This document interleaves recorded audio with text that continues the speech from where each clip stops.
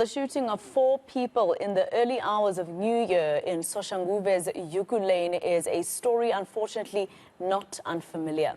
A few years ago, 2 patrons were shot and killed at Poppy's restaurant in Melville. In the same year, partygoers were shot at from the M1 in Johannesburg's downtown, with 11 people landing in hospital. There's been many more. Let's speak to William Else, the senior training coordinator at the Institute for Security Studies, to help us unpack whether there may be a pattern here to these attacks. William, thank you so much for your time. Just firstly, is there reason to believe that this is getting worse in South Africa? Criminals are getting more brazen? Good afternoon to you. Yes, unfortunately, we see that the criminality levels in South Africa have risen. If we look at the criminality index, we see that South Africa currently is number 3 in Africa and number 7 in the world.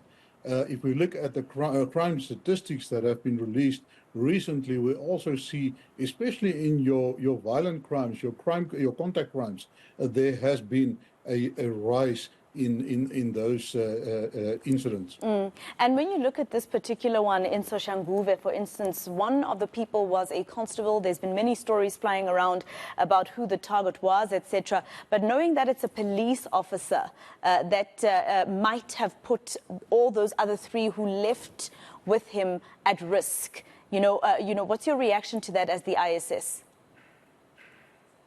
Well, in the first place, we will only speculate because we understand that this specific police officer, who is actually working at the OR Tambo airport, he is under investigation for several crimes. We also understand that they are busy with a lifestyle audit on him.